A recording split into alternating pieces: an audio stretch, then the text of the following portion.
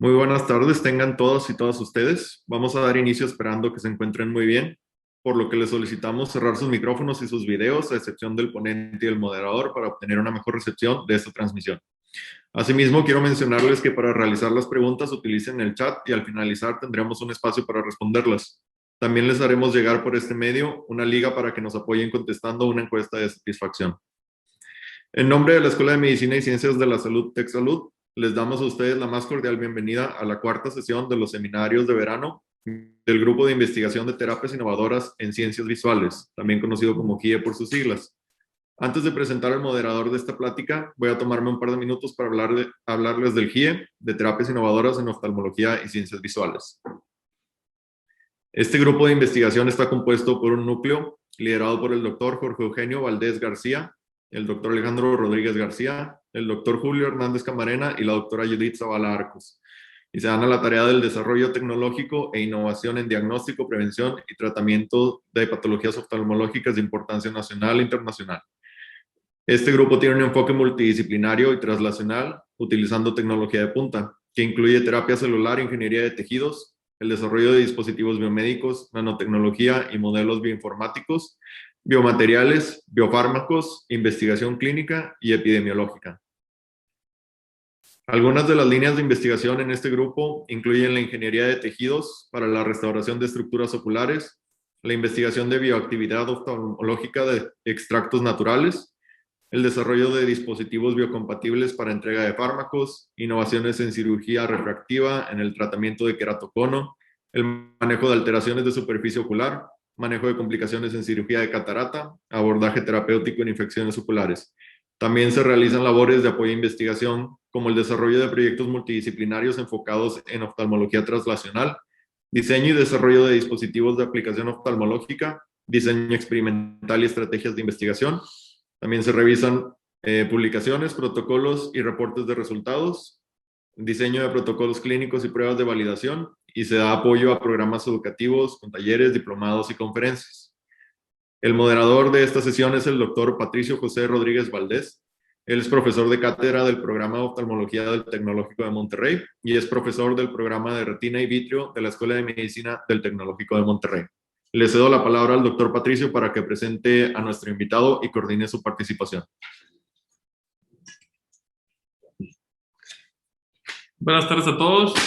El día de hoy tenemos un invitado de honor, a quien les quiero presentar, el doctor Juan Carlos Centeno Ruiz, quien es egresado de la Universidad Autónoma de Tabasco, especialista en genética médica por la Facultad de Medicina de la UNAM, donde también es maestro en ciencias y doctor en ciencias médicas. Actualmente está adscrito al Departamento de Bioquímica de la Facultad de Medicina de la UNAM como profesor titular grado C. Es profesor de pregrado y posgrado en la Facultad de Medicina de la UNAM y es el jefe de laboratorio de genética de la unidad periférica del Instituto Conde de Valenciana, perteneciente también a la UNAM. Tiene la categoría de SNI grado 3, tiene cientos de publicaciones internacionales y nacionales, así como cientos de presentaciones de trabajos en congresos nacionales e internacionales y más de 2.200 citas a sus publicaciones.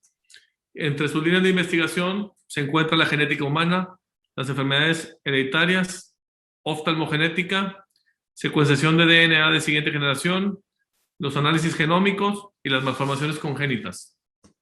La charla del día de hoy, que nos presentará el doctor Centeno, son las estrategias de diagnóstico molecular en enfermedades retinianas hereditarias y la evaluación del impacto de mutaciones en modelos de células madre pluripotenciales inducidas. Le cedo la palabra al doctor Centeno y le agradezco que esté con nosotros.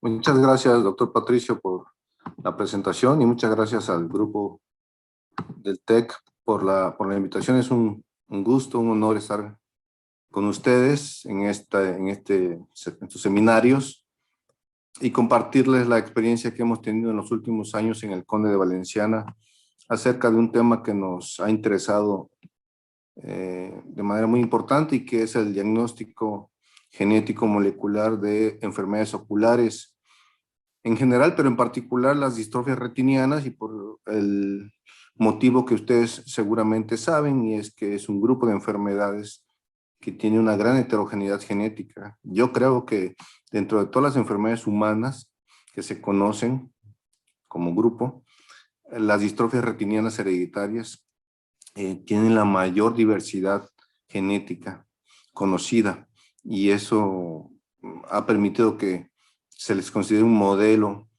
de enfermedad, pero también de investigación de enfermedades oculares. Muy bien.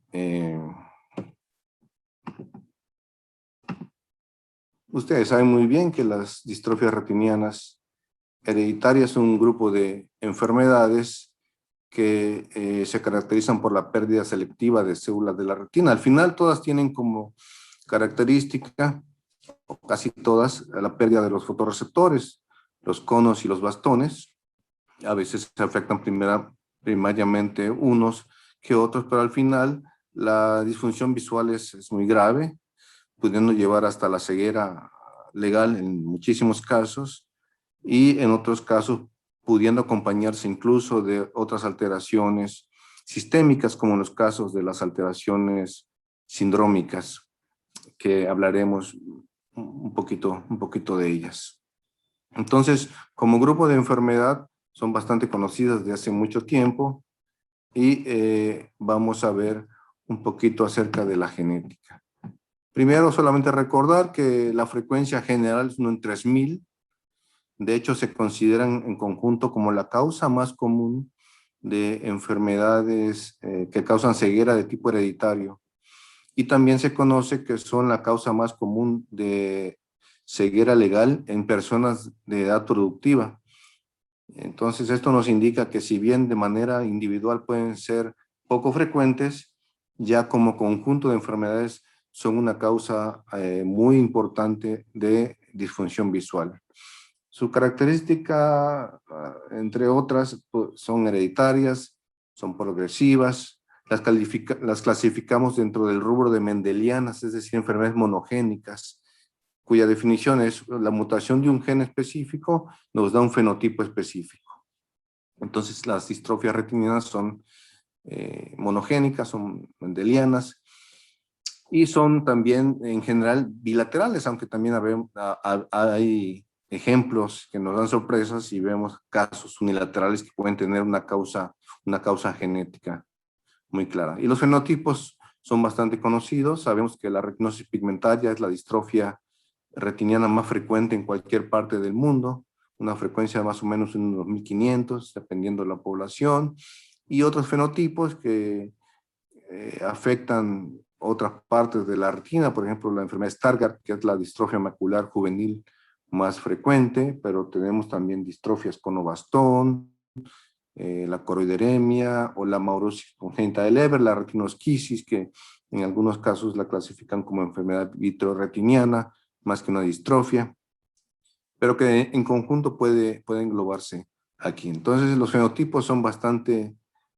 variados, como ustedes saben bien, y cuando encontramos un paciente o estamos atendiendo un paciente con una distrofia retiniana, bueno, pues sabemos que son enfermedades que se dan por la mutación de un gen. Y cuando hablamos de mutación de un gen, tenemos en genética 3 escenarios posibles. Esto es para cualquier enfermedad genética del tipo mendeliano o monogénico.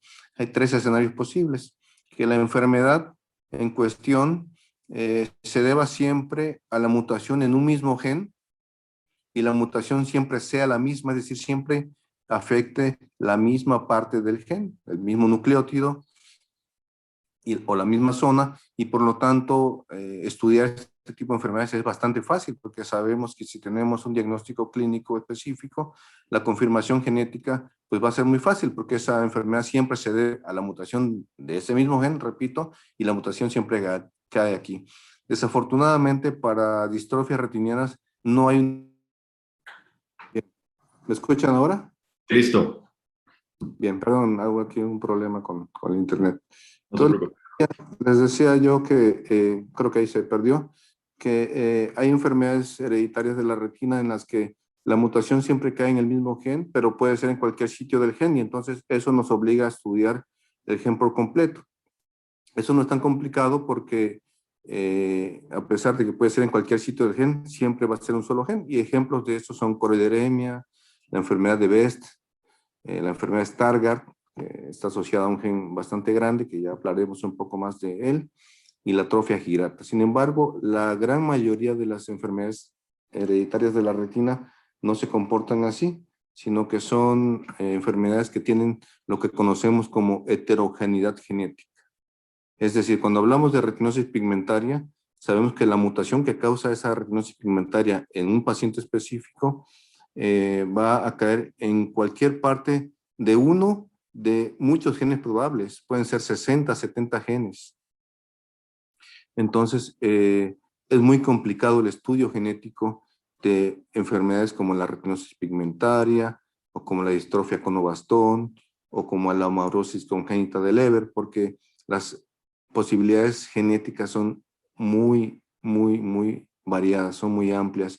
Y vamos a ver por qué es importante hacer el diagnóstico genético. El diagnóstico genético molecular significa llegar a la meta de identificar cuál es la mutación causante en un individuo, en una familia específica de la distrofia retiniana.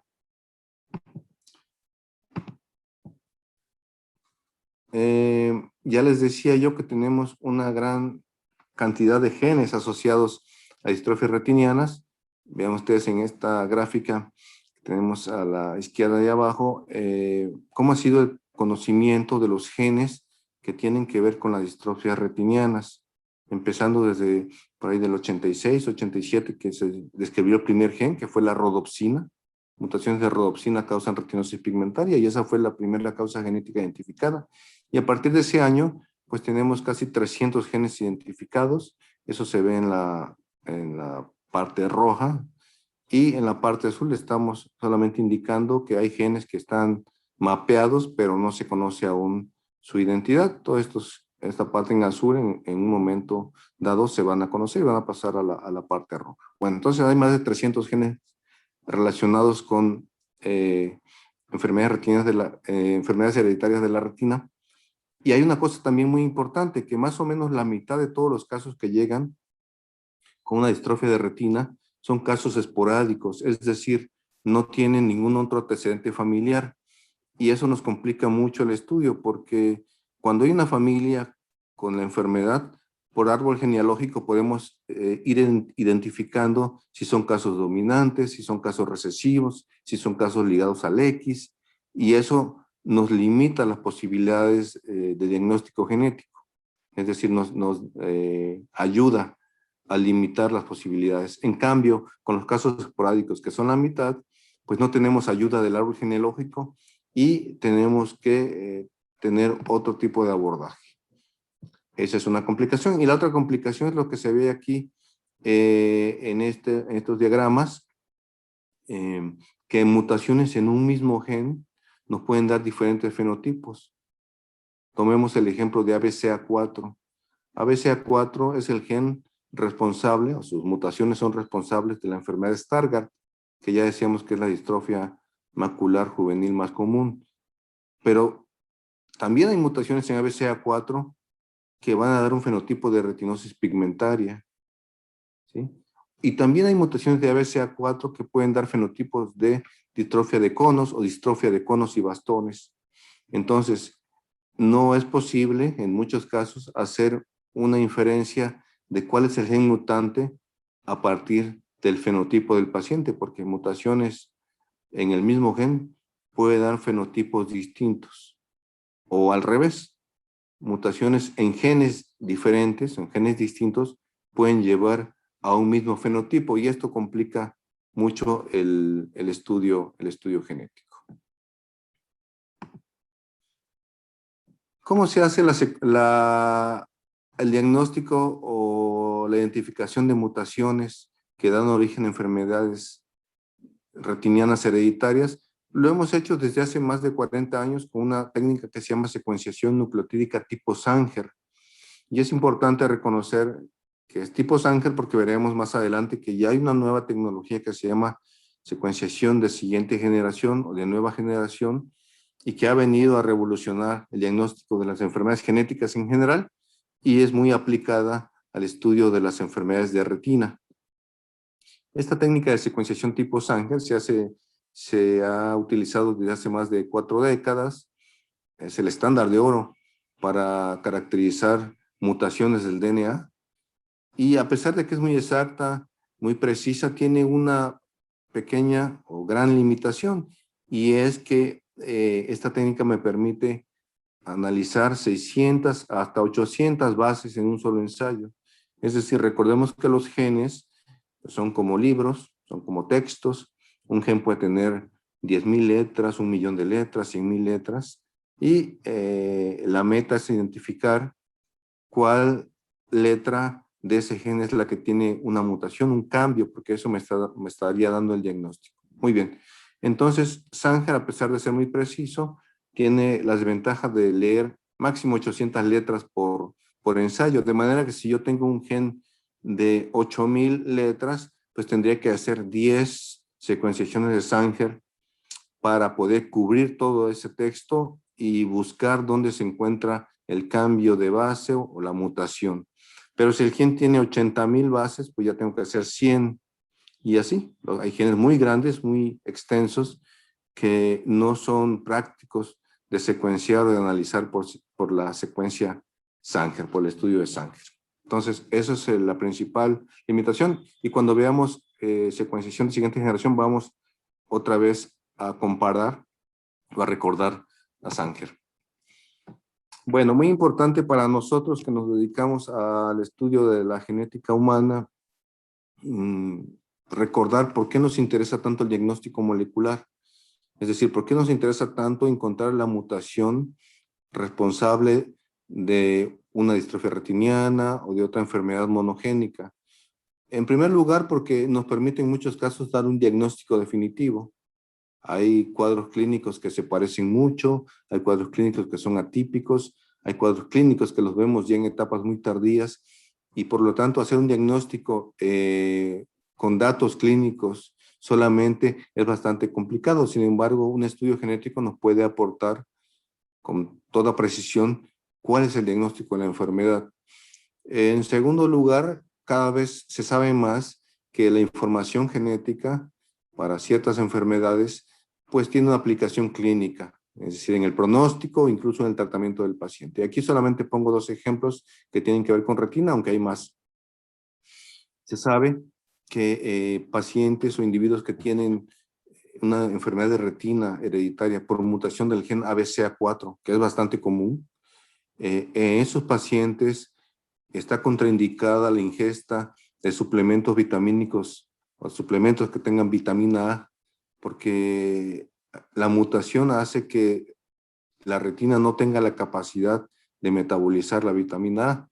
Entonces, en los casos de pacientes con mutación de ABCA4, está contraindicado la prescripción de vitamina A, no solo porque no le va a ayudar al paciente, sino porque va a agravar el cuadro. De hecho, la fisiopatología de las mutaciones por ABCA4 es esta imposibilidad de sacar la lipofuscina de la retina y por lo tanto la disminución visual. Entonces, una aplicación directa, digamos, del estudio genético, es decir, si tiene mutación de ABCA4, el paciente no debería recibir suplementos de vitamina A.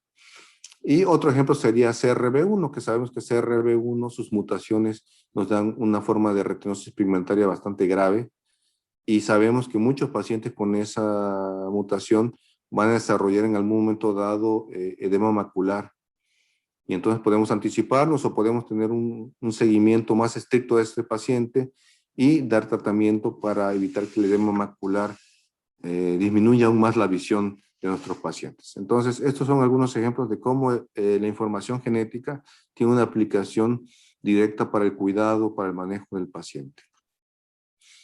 También identificar la mutación nos permite con toda certeza saber si esa enfermedad se va a repetir en la familia, ya sea en hermanos, en hijos del paciente, y si hay riesgo de repetición, ¿qué tanto es ese riesgo? Hay riesgos que van del 100% al 50% en enfermedades genéticas y también a 25% en enfermedades recesivas. Entonces, identificar la mutación me permite con toda certeza poder establecer esos riesgos que se llama un proceso de consejo genético, consejería genética.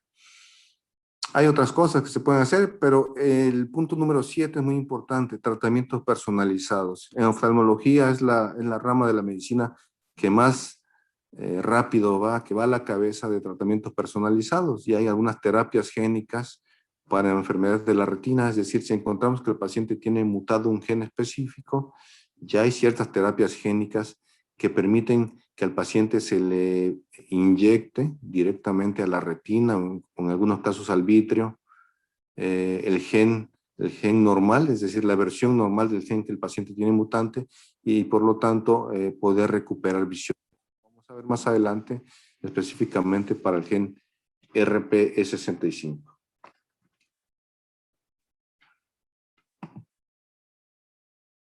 Muy bien. Cuando hablamos de la distrofia retiniana más frecuente, siempre vamos a recordar que esa es la retinosis pigmentaria.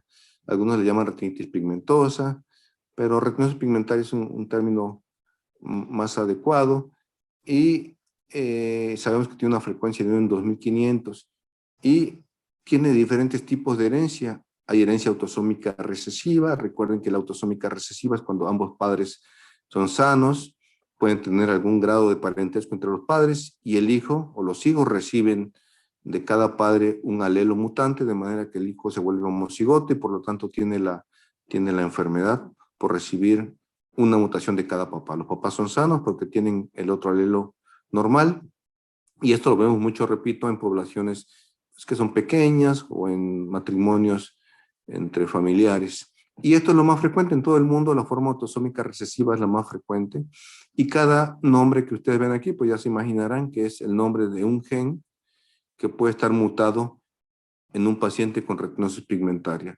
En cada paciente tenemos que pensar que es uno de todos estos, uno solo, pero aquí la meta es, ¿y cómo sé cuál es en este paciente? Y uno puede decir, bueno, pues vamos a la literatura y vemos cuál es el gen más frecuentemente mutado en los casos recesivos. Por ejemplo, podríamos decir que USHER2A está en 17% de los pacientes con retinosis pigmentaria autosómica recesiva, y se encuentran sus mutaciones, pero esto no siempre coincide con nuestra población, porque estas cifras vienen de grupos étnicos distintos al propio, y por lo tanto no siempre podemos encontrar esa correlación. Cuando nos vamos a la herencia de tipo autosómico dominante, o familias con herencia autosómica dominante, las cosas son un poquito más fáciles, porque sabemos que más o menos el 25% de pacientes con retinosis pigmentaria autosómica dominante se ve una mutación del gen de rodopsina. Y bueno, si hacemos el estudio en este tipo de familias, pues tenemos el 25% en teoría, de posibilidades de encontrar la mutación. Pero hay muchos otros genes, muchos otros más de los que aparecen aquí, y vean ustedes aquí, desconocido 50%. Es decir, incluso en los casos que tenemos un árbol genealógico muy claro, autosómico dominante, en la mitad de esos casos no vamos a encontrar, no vamos a saber cuál es la mutación, porque todavía hay genes que falta por descubrir, genes que se desconocen, y por lo tanto no vamos a encontrar la mutación tan fácilmente. Y la forma ligada al X recesiva, que por cierto es la forma más grave desde el punto de vista fenotípico, mayor afección, más tempranamente, los pacientes pierden la visión a edades tempranas. Esa forma tiene dos genes conocidos, RPGR, que es responsable de 80% de los casos, cual es bastante, y tenemos también a RP2, que es responsable más o menos del 10%. Pero ya decíamos hace un momento que la mitad de los pacientes llegan sin un antecedente familiar, de manera que en esos casos yo no puedo clasificarles como recesivos o dominantes o ligados al X. Entonces, un poquito de la charla es poder compartirles cómo hacer el diagnóstico entonces, o cómo lo hacemos nosotros en estos casos. Vamos a ir, digamos, desde las formas más fáciles y más económicas hasta las formas más complejas y no tan baratas, aunque una de las buenas noticias es que los estudios genéticos se están abaratando bastante y estudios que eran inaccesibles hasta hace algunos años, pues ya son bastante rutinarios. De las formas fáciles es lo que tenemos conocido como correlación genotipo-fenotipo. Es decir, vemos cierto fenotipo retiniano y de acuerdo a esas características uno predice, la mutación puede estar en este gen. ¿Por qué? Porque ya sabemos que en la literatura mundial está bien descrito que quien tenga estos datos clínicos en la retina, la mutación puede estar causada o puede estar situada, más bien dicho, en este gen. Y un ejemplo es lo que se conoce como retinosis pigmentaria sectorial. Solo una parte de la retina está afectada. Y en estos casos, aquí vemos los fondos de ojos de 3 hermanos. Tenía un padre afectado y entonces era una forma autosómica dominante. Y es una retinosis pigmentaria sectorial. Ya se sabe que mutaciones en rodopsina pueden causarte una retinosis pigmentaria sectorial, de manera que en esta familia, nuestro gen candidato, a pesar de que son muchas las posibilidades, fue rodopsina. Y se cumplió en este caso la correlación genotipo-fenotipo porque se identificó una mutación en el codón 78 del gen de la rodopsina. El codón normal es adenina, citosina, y en los pacientes pues teníamos adenina, timina. Aquí se ven muy bien las dos señales del alelo, porque es una enfermedad dominante y por lo tanto los enfermos son heterocigotos. Con un solo alelo mutante es suficiente para que se presente la enfermedad. Entonces los pacientes tienen tanto el alelo normal, que es C de citosina, como el alelo mutante de timina. Esta es una de las, digamos, de las formas fáciles de identificar la mutación, pero no siempre es así. No siempre es así. A veces con cuadros clínicos retinianos muy típicos, como la atenuación vascular de la retina, la palidez de la papila y el pigmento con morfología de espículas óseas, que es típico de la retinosis pigmentaria, a veces no encontramos mutaciones que expliquen esa enfermedad y por lo tanto tenemos que ir a otro tipo de abordaje. Y esto viene relacionado con esta familia, que ustedes pueden ver aquí su árbol. Recuerden que los símbolos que están en oscuro son sujetos con la enfermedad, los círculos son mujeres, los cuadrados son hombres, y los padres que son sanos en esta familia no tienen la enfermedad, pero tienen una doble línea que nos indica que son consanguíneos, tenían consanguinidad los papás, y entonces cuando vemos un árbol con este tipo de organización, pues casi metemos las manos al fuego para decir esto es autosómico recesivo. Y resulta que esta familia que vive aún muy cerquita de San Juan Teotihuacán, en el Estado de México, tenía un cuadro clínico que no estaba descrito hasta ese momento. Lo primero, la retinosis pigmentaria, pero además tenían una longitud axial ocular disminuida muy pequeño, sin malformaciones, lo que conocemos como nanoftalmos. No es un microftalmos, porque el microftalmos normalmente se acompaña de otras malformaciones oculares, sino que es un ojo pequeño. Y eso lleva a una hipermetropía elevada.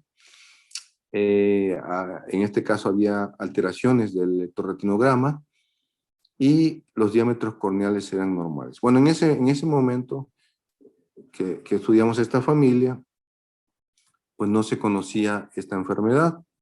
Se hizo la caracterización clínica, 4 hermanos afectados, ven aquí ustedes los fondos de ojos, las espículas óseas, había drusas también del disco óptico, en los 4 casos había drusas del disco óptico, la atenuación vascular, la palidez de la papila, y al hacer una OCT también vimos que había una separación de las capas de la retina, una fobiosquisis en todos los casos. Se confirmaron las drusas del disco óptico por ultrasonido. Entonces, bueno, en ese momento lo propusimos como un gen nuevo, una enfermedad nueva, porque no estaba descrita en la literatura, con herencia autosómica recesiva, pero lo que uno quiere después de esto es, bueno, pero ¿cuál gen es el afectado? Porque ahí yo puedo encontrar la mutación que me indique cuál es la causa de la enfermedad. Entonces, ahí también fue un abordaje, digamos, barato, porque revisamos la literatura, hicimos diversas comparaciones con fenotipos que se habían encontrado en otros modelos, y vimos que había un modelo de ratón en ese tiempo. Había un modelo de ratón que se encontraba con las mismas características, es decir, retinosis pigmentaria, tenía un ojito muy pequeño, un anoftalmos, tenía drusas del disco óptico, y dijimos, oye, pues se parece muchísimo a nuestro síndrome, y se sabía en ese momento cuál era el gen responsable de ese fenotipo en ratón. Ese gen se llamaba, o se llama MFRP, y entonces dijimos, bueno, pues no perdemos nada con analizar MFRP, porque se parece mucho el fenotipo al ratón a este de humano que parece ser nuevo. Y bueno, también tuvimos suerte porque encontramos que efectivamente ese síndrome nuevo autosómico recesivo estaba dado por una mutación en el gen MFRP, homocigota como se esperaba, porque los padres eran consanguíneos, y lo demostramos en ese momento.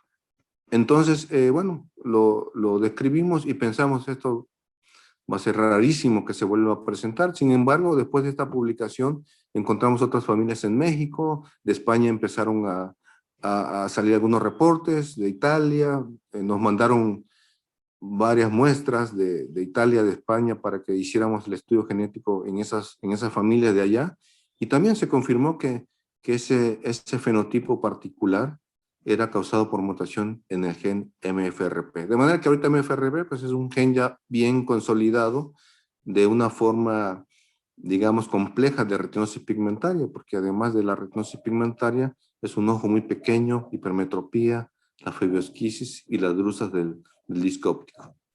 Bueno, recordemos este ejemplo, que al final de la plática vamos a regresar a él cuando hablemos un poco de las células pluripotenciales. Después de esta familia del Estado de México, tuvimos otra familia de Puebla con un cuadro clínico bastante similar. Había depósito de pigmento, había drusas del disco óptico. Sin embargo, al hacer la OCT no vimos la febosquisis, lo que vimos era una retina engrosada, pero dijimos, se parece bastante, es recesivo, los papás son consanguíneos, entonces MFRP debe ser el causante también en esta familia. Y la sorpresa fue que no, que MFRP no estaba mutado en esta familia. Entonces, ahí lo que uno puede decir, bueno, es un fenotipo parecido, pero no está causado por mutaciones en el gen MFRP. Eran dos hermanos con una deficiencia visual pues ya bastante grave, y el antecedente de la familia o de los padres consanguíneos. Entonces, en este momento no tenemos un candidato, y aquí es donde aplicamos otra estrategia que quiero platicarles, que se llama mapeo genético por homocigosidad. Y esto se basa en el hecho de que si una familia tiene una enfermedad recesiva, como lo vemos aquí, estos dos hermanos tienen una enfermedad genética recesiva porque los papás son consanguíneos. Acuérdense que la doble línea de unión nos indica que estos padres tienen parentesco, y lo vemos aquí. Ambos tienen a estos ancestros comunes, de manera que comparten genes, tanto normales como mutantes, y los hijos pueden tener enfermedades recesivas. Esto todavía es muy común en muchas partes de nuestro país y del mundo, obviamente. Las prácticas de consanguinidad o de matrimonios endogámicos por diversos factores. Bueno, pero lo que quiero que vean es que, ¿qué pasa si el ancestro común, que sería en este caso esta pareja, uno de ellos lleva una mutación recesiva? Esa mutación recesiva está aquí simbolizada por esta rayita roja en uno de los cromosomas, ¿sí?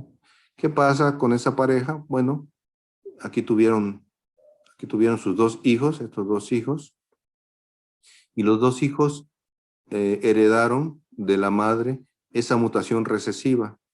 ¿Por qué no tienen la enfermedad ni la madre ni ellos dos? Porque recuerden que las enfermedades recesivas solamente se manifiestan cuando ambos alelos, cuando ambos cromosomas llevan la mutación, y aquí solamente son portadores heterocigotos. Aquí no habría ningún problema, muchos somos portadores para para muchas acciones que nunca nos vamos a dar cuenta, nunca se van a manifestar. El problema viene cuando estos dos hijos tienen descendencia y esos hijos se unen. Es decir, esta pareja son primos hermanos que se están uniendo. Y resulta que ambos primos hermanos que se están uniendo son portadores para esa mutación que empezó aquí en la primera generación.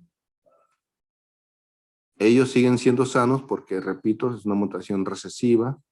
Pero ¿qué pasa cuando tienen sus hijos? Algunos de los hijos de esta pareja van a recibir las dos mutaciones, una de la madre y una del padre. Y entonces se vuelven homocigotos y ahora sí manifiestan la enfermedad. Lo mismo ocurrió con este otro hijo, recibió ambos alelos mutantes y por lo tanto es un homocigoto con la enfermedad. Y aquí tenemos el ejemplo de un tercer hijo que no recibió ningún alelo mutante, sino que recibió el cromosoma normal del papá y el cromosoma normal de la mamá. Bueno, si nosotros podemos tener una técnica que me permita mapear en qué zonas del genoma son idénticos los enfermos y diferentes a su hermano sano, eso me permitiría hacer una localización física de una región genética que tuviera que ver con la enfermedad, y eso se llama mapeo por homocigosidad, es decir, identificar en qué regiones del material genético del genoma son idénticos los enfermos y diferentes a los sanos.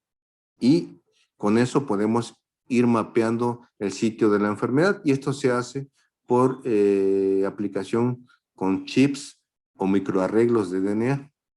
Los microarreglos o chips de DNA tienen varias aplicaciones: expresión genética, GWAS, y también se puede usar para mapeos genéticos. ¿Por qué? Porque nos permiten analizar una serie de marcadores, miles de marcadores que están en una plaquita de vidrio. Si ponemos en contacto con el DNA de los pacientes con esa plaquita de vidrio, voy a tener una emisión de fluorescencia, y esa fluorescencia la puedo registrar en un archivo y me dice exactamente qué alelos tengo en una posición específica del genoma. Entonces, en un barrido de todos los cromosomas, me puede decir lo que me dice aquí. Esto es para la familia que vimos hace un momentito. Las barras rojas me están diciendo en qué cromosomas son idénticos los pacientes, los hermanos enfermos, y diferentes a su hermano sano. Entonces me dice que en el cromosoma 1, ambos enfermos o ambos pacientes tienen regiones igualitas, en el cromosoma 2, en el 3, en el 5 y en el cromosoma 3. Si yo analizo qué pasa en el cromosoma 1, esta barra me dice que esa región que tienen los hermanos común son de 15 megabases, son 15 millones de bases, es enorme, ¿no? Pero me puede decir exactamente qué genes hay dentro de esa región que me puedan interesar. Y dentro de esa región encontramos un gen que se llama CRB1, que ya está bien conocido, se conocía bien en ese momento como causa de distrofia retiniana. De esta manera pudimos identificar que en esos dos hermanos el gen mutado se llama CRB1, que da origen a una enfermedad que tiene retinosis pigmentaria, que también tiene anoftalmos, que MFRP no es el único gen que puede estar asociado a retinosis pigmentaria y anoftalmos. Y bueno, también después de esto, pues ya se pudieron encontrar otras familias en México y en otras partes del mundo que tienen mutado CRB1 con este mismo fenotipo. Aquí la mutación es distinta. Aquí la mutación origina que se incorpore un codón de paro, un codón de stop, en lugar del codón de tirosina, que es el normal. Y los padres, como se esperaba, son heterocigotos sanos, y los individuos que tienen la enfermedad son homocigotos, una sola señal, porque en este caso los dos alelos están mutados. Entonces vean ustedes que aquí ya la complejidad es un poquito mayor, ya no solamente predecir con base en el fenotipo, sino también hacer estudios un poquito más amplios. Y lo más reciente es lo que se llama secuenciación de siguiente generación, que ya les decía yo que está cambiando la forma de diagnosticar.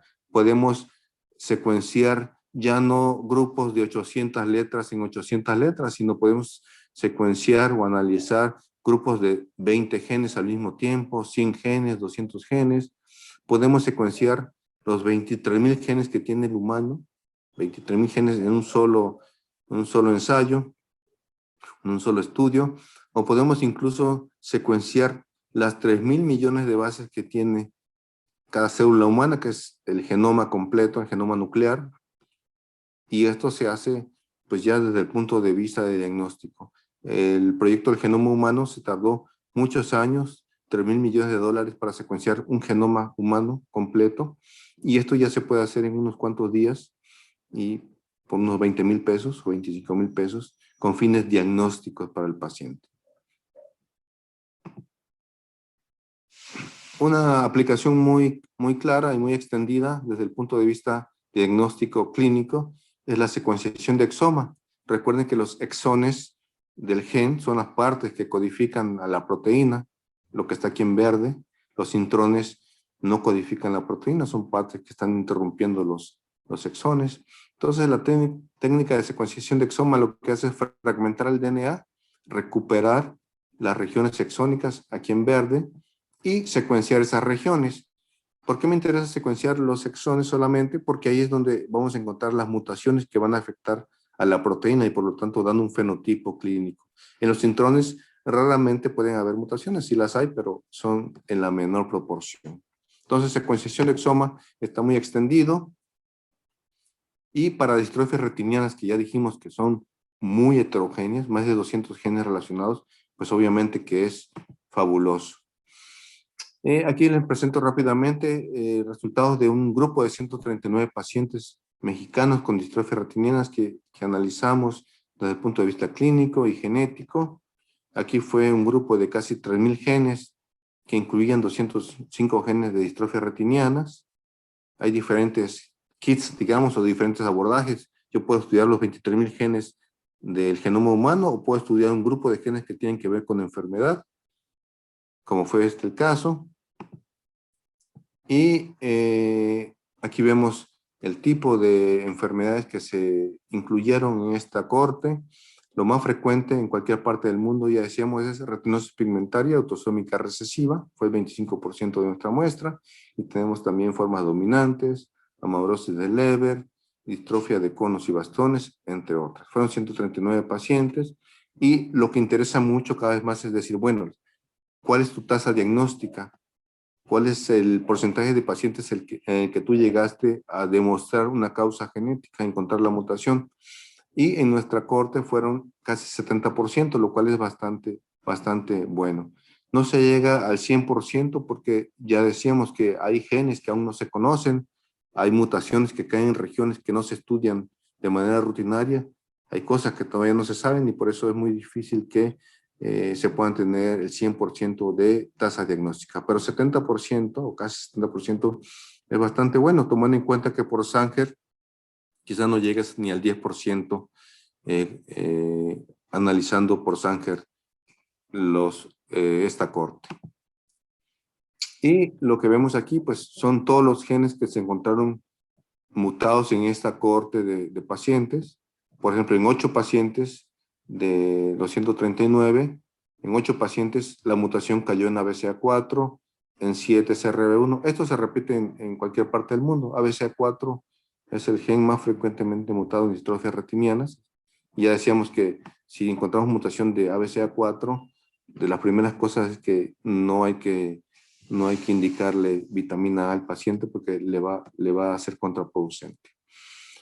Pero cada uno de los nombres fue el gen que encontramos mutado en nuestra población. Entonces, aquí se desprende algo muy importante. No hay un gen o 2 o 3 que sobresalgan, sino que son muchas las posibilidades. Si bien ABCA4, CRB1, RP65 son frecuentes, pues ven ustedes todas las posibilidades. Hay muchos genes que encontramos solamente una familia o un caso mutado, pero las posibilidades son bastante amplias. Ok, esto es más o menos lo mismo. Si lo tomamos por tipo de enfermedad, el 82% de los casos de retinosis pigmentaria autosómica recesiva se resolvieron y los genes más frecuentemente mutados fueron USHAR2A y RDH12.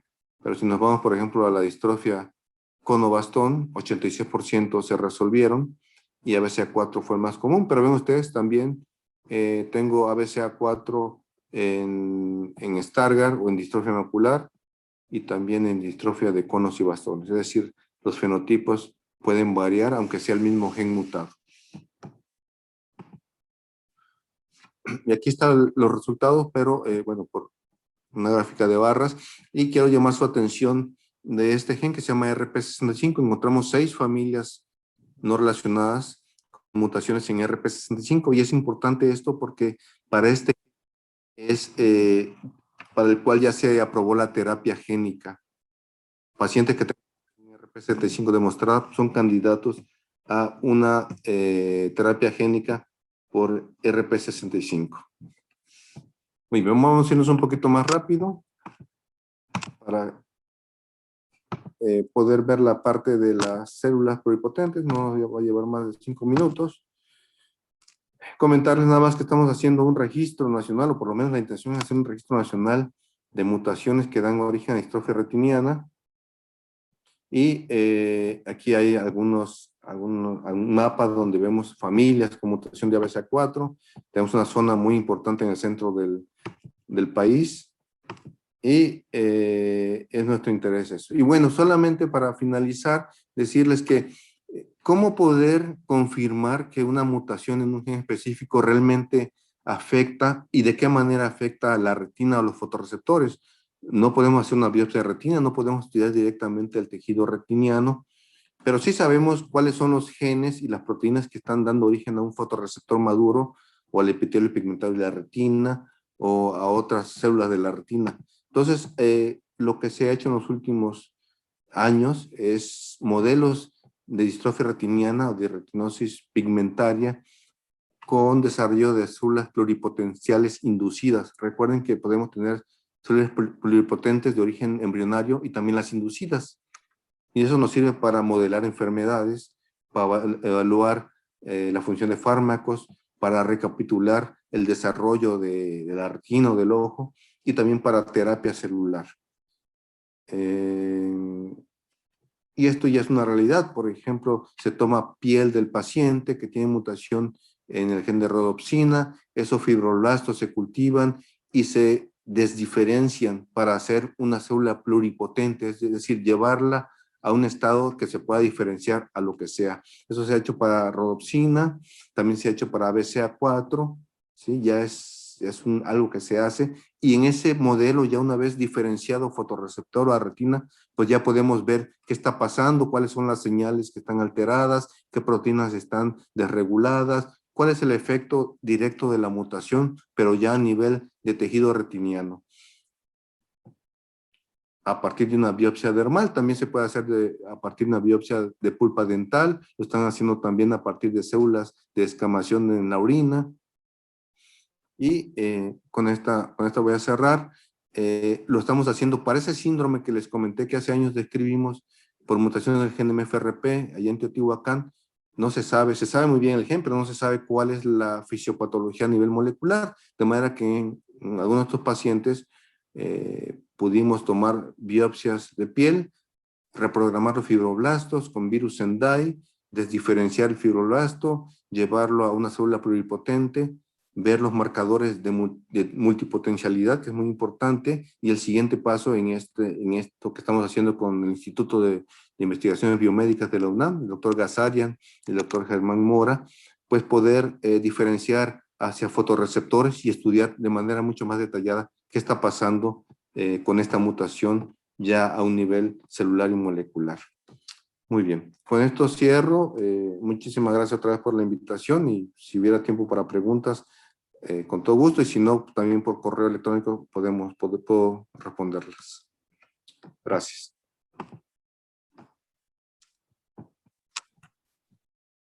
Muchas gracias por la plática, Juan Carlos. La verdad es que estuvo muy bien enfocada y nos explicas muy bien los métodos de diagnóstico molecular.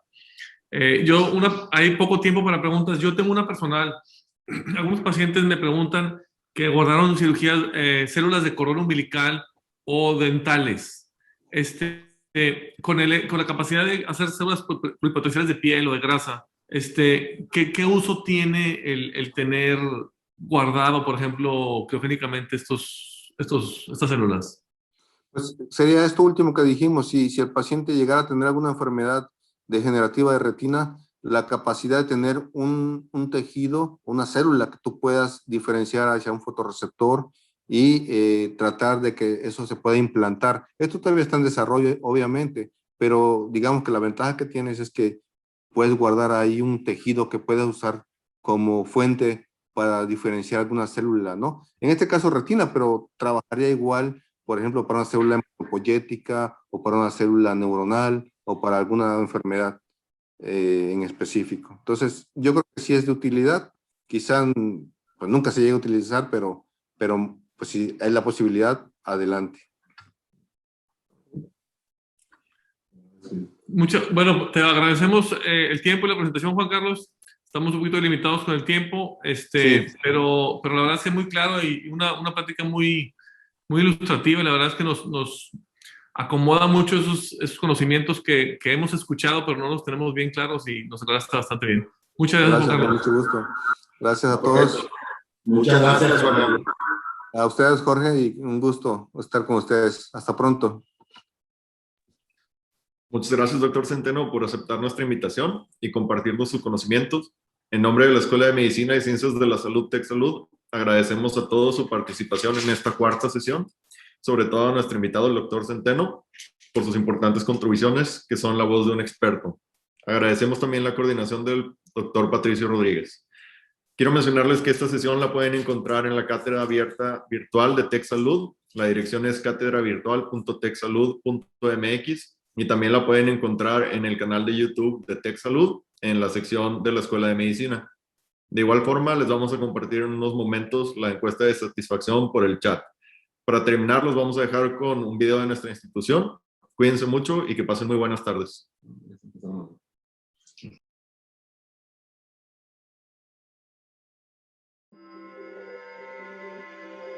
Para mí como investigadora, la motivación principal es poder mejorar la salud de los pacientes y con ello cambiar sus vidas.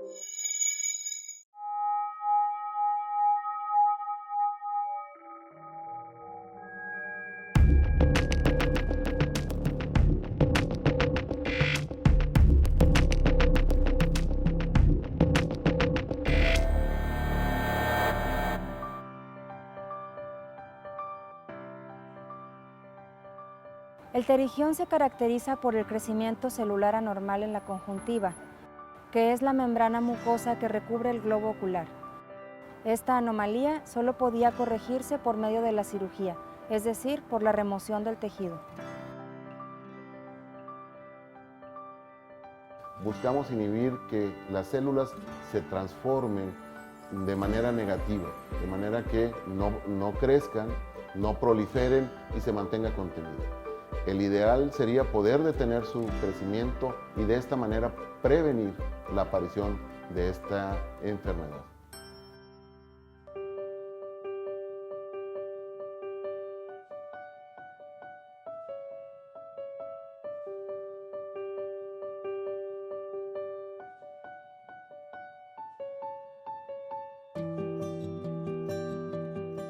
Estamos trabajando en las separaciones moleculares de las moléculas bioactivas de la planta siempre viva, una planta endémica de aquí de Monterrey, Nuevo León. Esta planta tiene un amplio uso en la medicina tradicional en México.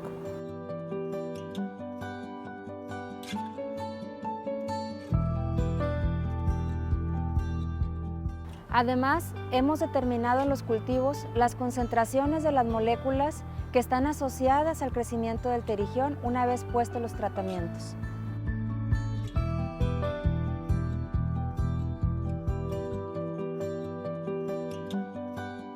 Los pacientes con pterigión pueden presentar una sensación de cuerpo extraño.